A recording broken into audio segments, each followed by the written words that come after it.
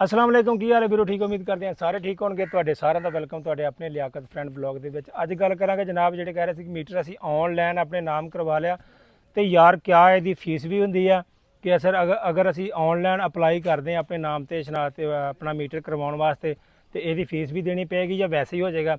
ਦੂਜੇ ਨੰਬਰ ਤੇ ਕਹਿੰਦੇ ਕਿ ਅਗਰ ਇਹਦੀ ਫੀਸ ਦੇਣੀ ਪੈਗੀ ਤੇ ਸਾਨੂੰ ਕਿੱਦਾਂ ਪਤਾ ਲੱਗੇਗਾ ਕਿੰਨੀ ਫੀਸ ਆ ਤੇ ਕਿੱਦਾਂ ਜਮ੍ਹਾਂ ਕਰਾਉਣੀ ਹੈ ਕੀ ਹਿਸਾਬ ਕਿਤਾਬ ਆ। ਅੱਜ ਅਸੀਂ ਵੀਡੀਓ ਬਣਾਵਾਂਗੇ ਉਹਦੇ ਰਿਲੇਟਡ। ਅਗਰ ਤੁਸੀਂ ਵੀਡੀਓ ਤੇ ਨਵੇਂ ਆਏ ਹੋ ਜਨਾਬ At Rock Tires, we prioritize innovation and durability. Choose us for unparalleled performance on any road. Today, I'm thrilled to introduce our new range of premium tires designed for unparalleled performance and safety. I have the data here to show you. Today, I am thrilled to introduce you to our revolutionary line of premium tires, engineered for unparalleled performance and safety. Feel the difference. Introducing Ruck.ae, the premium standard in tire innovation. Unrivaled safety, performance and durability. Channel ਨੂੰ ਕਰ ਲਓ subscribe ਤੇ video ਨੂੰ like ਕਰਕੇ ਆਪਣੀ ਮੁਹੱਬਤ ਦਾ ਇਜ਼ਹਾਰ ਲਾਜ਼ਮੀ ਕਰਨਾ ਤੇ ਕਮੈਂਟ ਕਰਕੇ ਲਾਜ਼ਮੀ ਦੱਸਣਾ। ਹੋਰ ਵੀ ਕੋਈ ਅਗਰ ਤੁਹਾਡਾ ਕੋਈ ਕੁਐਸਚਨ ਹੈ ਤੇ ਉਹ ਮੇਰੇ ਨਾਲ ਤੁਸੀਂ ਲਾਜ਼ਮੀ ਸ਼ੇਅਰ ਕਰਨਾ। ਅਸੀਂ ਇਨਸ਼ਾਅੱਲਾ ਤਾਲਾ ਉਹ 'ਤੇ ਵੀ ਵੀਡੀਓ ਬਣਾ ਦਾਂਗੇ।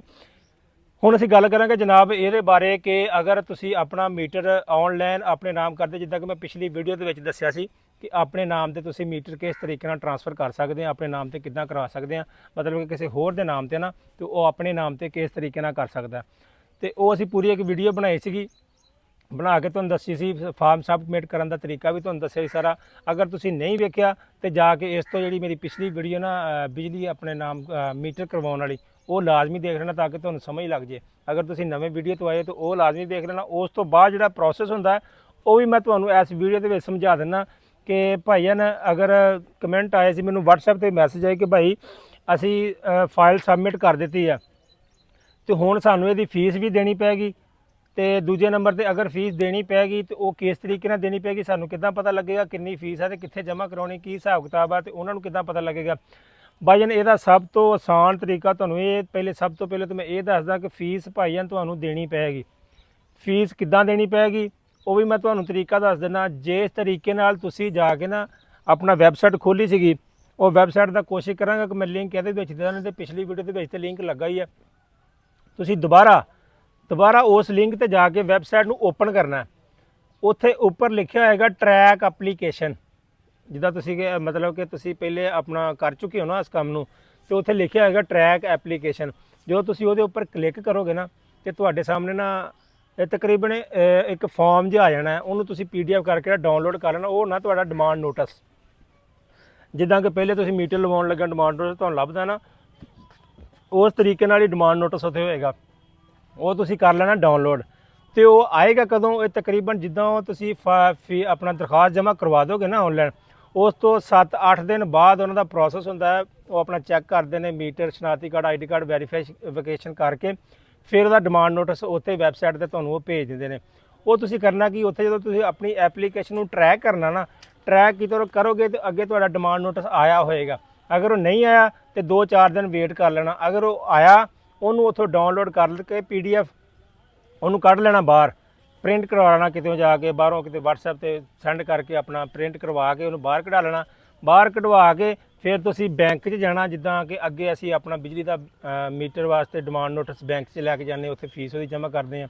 ਉਹ ਬਕਾਇਦਾ ਉੱਥੇ ਫੀਸ ਲਿਖੀ ਹੋਏਗੀ, ਉਹ ਤੁਸੀਂ ਉੱਥੇ ਜਮ੍ਹਾਂ ਕਰਵਾਓਗੇ। ਉਹ ਜਮ੍ਹਾਂ ਕਰਵਾ ਦੋਗੇ ਤੇ ਉਹ ਜਦੋਂ ਜਮ੍ਹਾਂ ਕਰਨਗੇ ਨਾ ਜਿਹੜੀ ਤੁਹਾਡੀ ਦਰਖਾਸਤ ਦੇ ਰਿਲੇਟਡ ਤੁਹਾਡਾ ਨੰਬਰ ਆ ਉਹਦੇ ਰਿਲੇਟਡ ਹੀ ਉੱਥੇ ਬੈਂਕ ਅਕਾਊਂਟ ਆਪਣਾ QR ਲੱਗਾ ਹੁੰਦਾ, ਪਿੰਨ ਕੋਡ ਕੋਈ ਨੰਬਰ ਲਿਖਿਆ ਹੁੰਦਾ, ਉਹਨਾਂ ਨੇ ਉੱਤੇ ਟ੍ਰਾਂਸਫਰ ਕਰਨਾ ਤੇ ਉਹਨਾਂ ਦੇ ਡਾਟੇ ਦੇ ਵਿੱਚ ਤੁਹਾਡਾ ਡਿਮਾਂਡ ਨੋਟਿਸ ਕਲੀਅਰ ਹੋ ਜਾਣਾ, ਪੇਮੈਂਟ ਚਲੇ ਜਾਣੀ ਆ।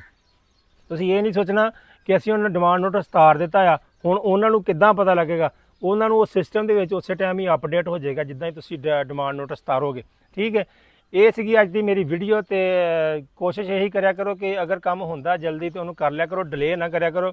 ਅਗਰ ਸਮਝ ਨਾ ਲੱਗੇ ਤੇ WhatsApp 'ਤੇ ਵੀ ਤੁਸੀਂ ਰਾਬਤਾ ਕਰਕੇ ਪੁੱਛ ਸਕਦੇ ਹੋ। ਬਾਕੀ ਕਮੈਂਟ ਕਰਕੇ ਲਾਜ਼ਮੀ ਦੱਸ ਦਿਆ ਕਰੋ ਕਿ ਤੁਹਾਨੂੰ ਕੀ ਮਸਲਾ ਆ ਰਿਹਾ, ਕੀ ਨਹੀਂ ਆ ਰਿਹਾ, ਹੋਰ ਕਿਸ ਤਰੀਕੇ ਤੁਹਾਨੂੰ ਵੀਡੀਓ ਚਾਹੀਦੀ, ਅਸੀਂ ਉਹਦੇ ਰਿਲੇਟਡ ਵੀ ਵੀਡੀਓ ਬਣਾ ਕੇ ਅਪਲੋਡ ਕਰ ਦਾਂਗੇ। ਕਿਉਂਕਿ ਅਸੀਂ ਇੱਥੇ ਬੈਠੇ ਆਪਣੇ ਵੀਰਾਂ ਭਰਾਵਾਂ ਨਾਲ, ਤੁਸੀਂ ਇੱਕ ਮੇਰੀ ਫੈਮਿਲੀ ਹੋ। ਮੈਂ ਚਾਹੁੰਦਾ ਕਿ ਅਗਰ ਮੈਂ ਕੰਮ ਕਰ ਲੈਣਾ ਤੇ ਉਹ ਮੇਰੇ ਵੇਖਣ ਵਾਲੇ ਵੀ ਕਰ ਲੈਣ ਤੇ ਵੀਡੀਓ ਨੂੰ ਅੱਗੇ ਵੀ ਸ਼ੇਅਰ ਕਰ ਦਿਆ ਕਰੋ।